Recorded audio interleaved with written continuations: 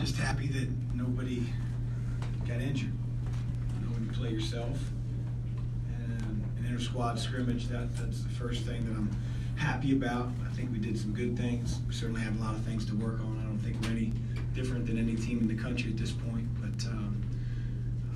it was good to get back out there. I think anytime you get in front of fans and it looks a little different than a practice court where the gym's empty, you get to see, you know, have some habits sunk in. Do guys play a little bit differently with the crowd? And so, again, good things, bad things. We'll get better. I think Steve Enoch was mighty impressive. You know, obviously he's going against a freshman, but Steven's gotten a whole lot better. He's worked really hard this offseason. So, you know, with that, I'll answer questions. Your mic's to you. Remember questions.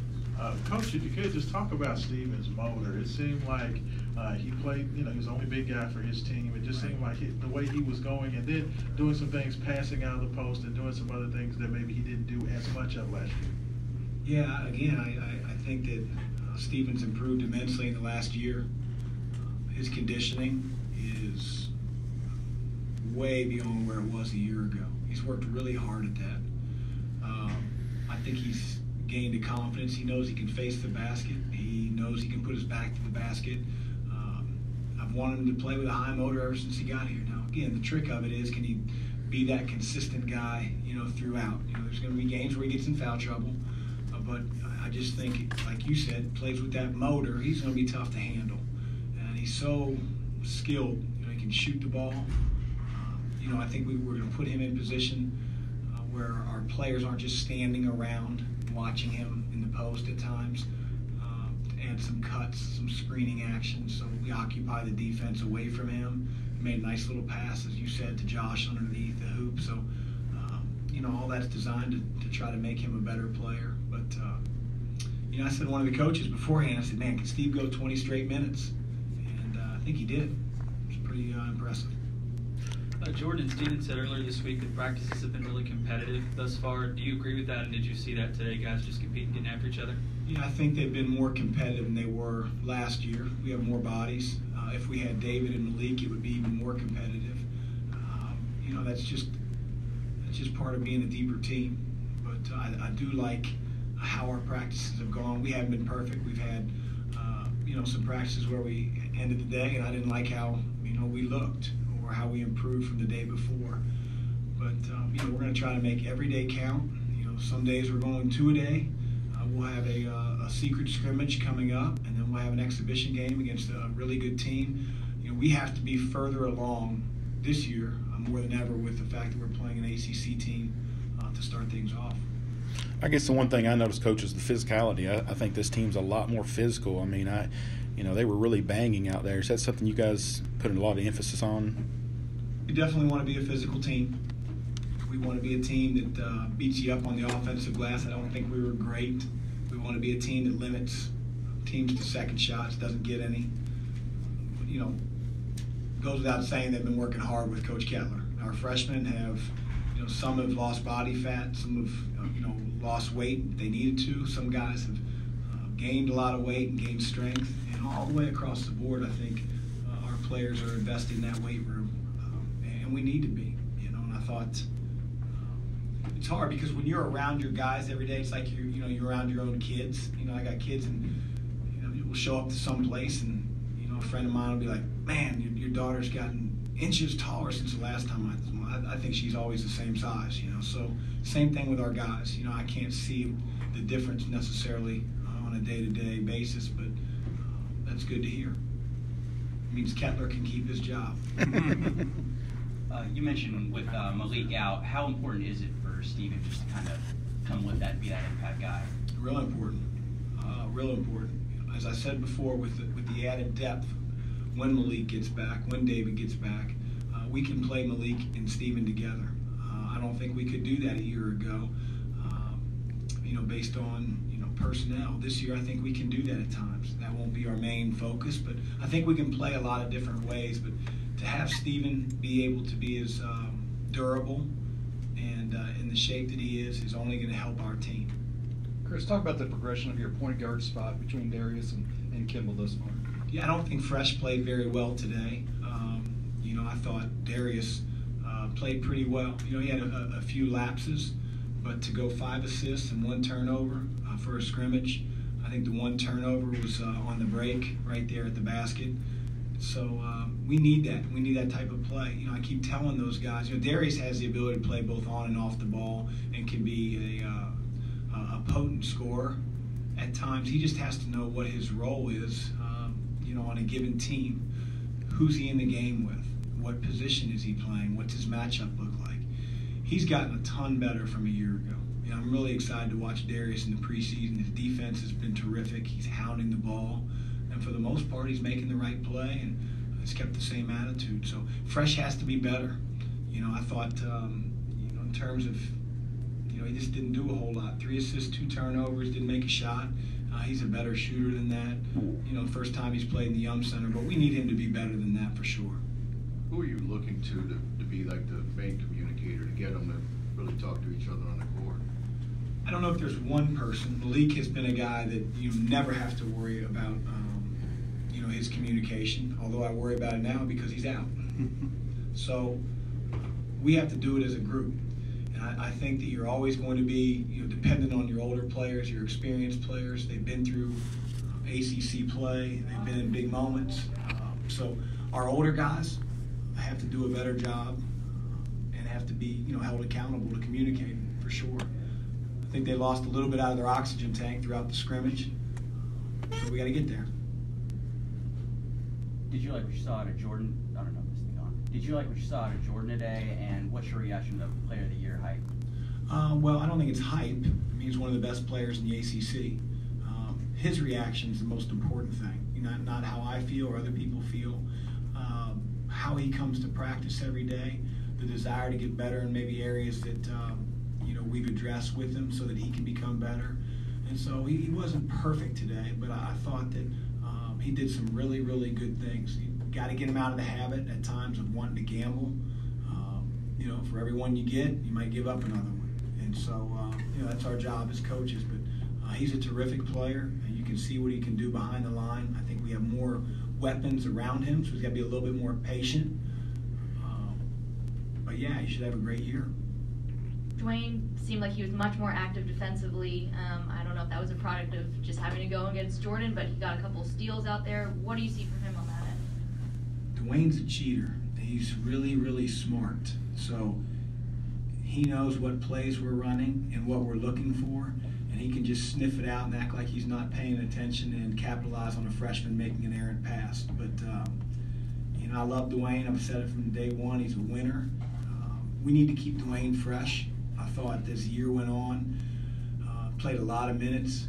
He wore down. We are not going to let him do that this year, but he's a tough kid.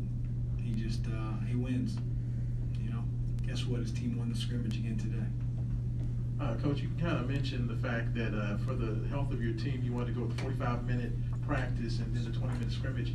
Just talk about how you balance trying to bring that physical nature to practice while also keeping the team healthy and good to go.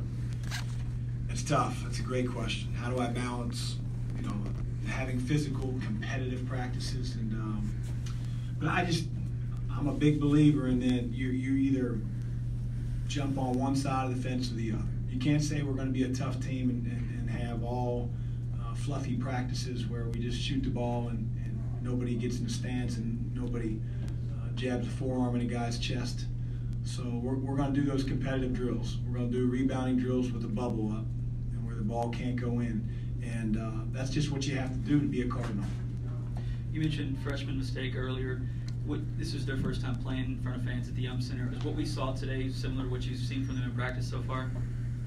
I think they've been better at times. It's probably hard to put all 6 of them in the same category and say that this is how I feel about them as a group. But, we didn't score a lot of points.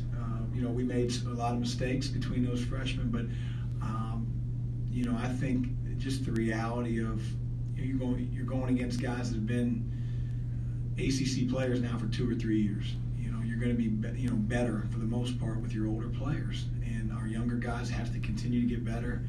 They've all had their moments throughout the preseason, and they've all had their not so good moments. So we just have to continue to get them better, keep them confident, and they're all going to help Louisville at some point. Some of those guys are going to be more impact guys on the front end than others, but each one of them are going to have their moments in a Cardinal uniform. I really believe that. We didn't miss on any of those guys. They just have to stay with it and know that this level, it does not come easy. And I think they're learning that.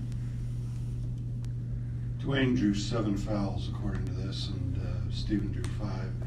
If you're able to play Malik and Steven at the same time, does that have a trickle-down effect on how aggressively you can play,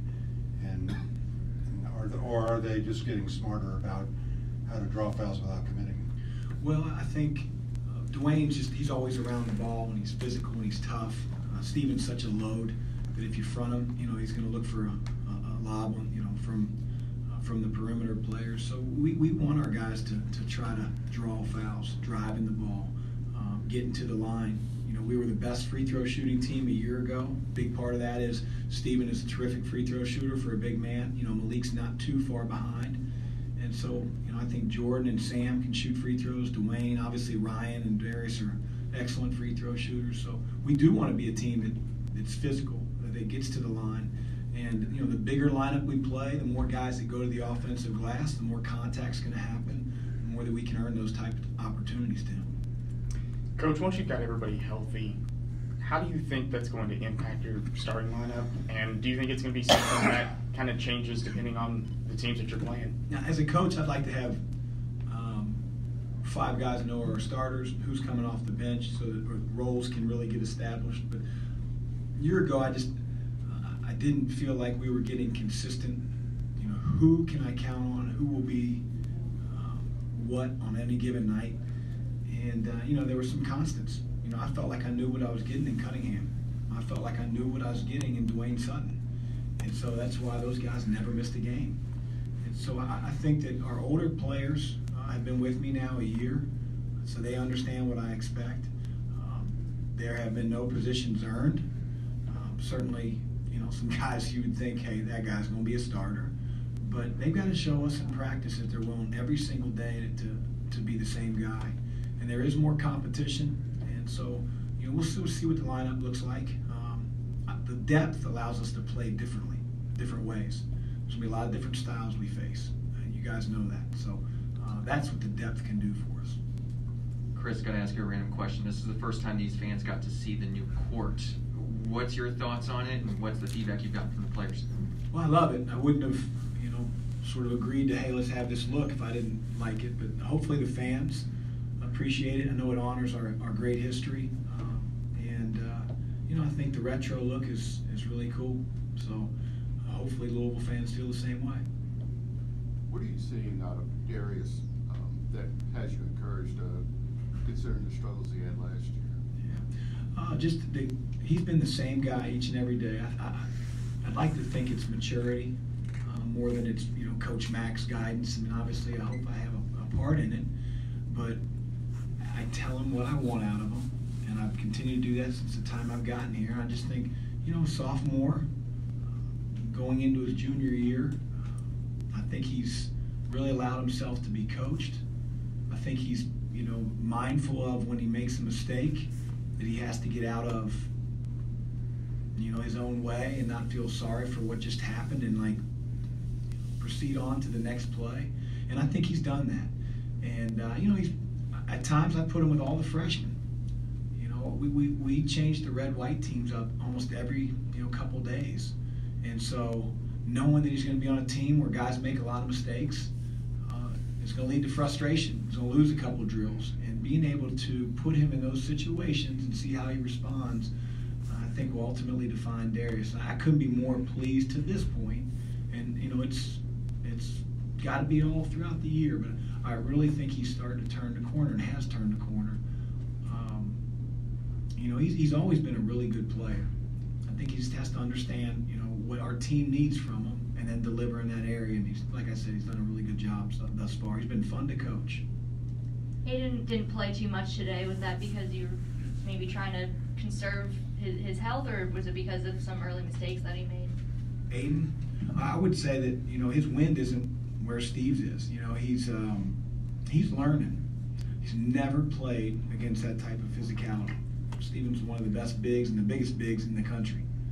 And, you know, he was playing against, you know, 5'10", blue-eyed, blonde-haired kids last year. You know, and that's not what he's going up against now. So Quinn would relieve him, and then Aiden would get his breath and go back in and give it his best shot. But we're always instructing. He wasn't pulled because, you know, he was making mistake after mistake. He was pulled. He was tired. So got to get through it. Give us an update on Malik when you expect him back. I don't think the timeline, Tim, has changed at all. It was 6 to 8 weeks. I apologize. I don't know exactly. I remember thinking, okay, 6 weeks would put him at the Monday before we played Miami, Florida. So do I think he'll be available for Miami? Probably not. And so you're probably looking at mid-November. I don't want to say at the earliest. Again, he's been in the boot. So, you know, with David, it's rehab. It's, you know, he's doing exercises. He's getting stronger. He's progressing. Malik is just more keep it in the boot and let's let it heal versus doing a lot of rehab exercises. So that timeline hasn't changed 6 to 8 weeks from the day he had surgery. What do you think of the buzz in this building today and just the buzz around town with such a highly anticipated season? Well, the buzz sort of ticked me off because it took me 30 minutes to get here. The blockage of the highway and everything. So it was 12 till 1 when I pulled into the garage, and the guy said, I thought we were going to start without you. And that almost happened. But we're excited. You know, I hope fans are excited. We need them to fill the building and be passionate. I saw where Young Center was voted by, you know, the players in our conference as the best place, best arena to play in. I'm hopeful that's not because I think it's an easy W when they walk in here, but that we have, in my opinion, the best atmosphere and building in all college basketball. So it's exciting. Last one. Chris, you mentioned starting with Miami. What are your thoughts on the first game of the season being an ACC game? I'm not a huge fan. I know they had to figure out how to add those 2 extra games. I'm not here to, opine on, why it's not a problem. They have the same issue that we do. Only difference is they get to play at home, so we have to be prepared. And I don't think anybody in our league is going 20-0.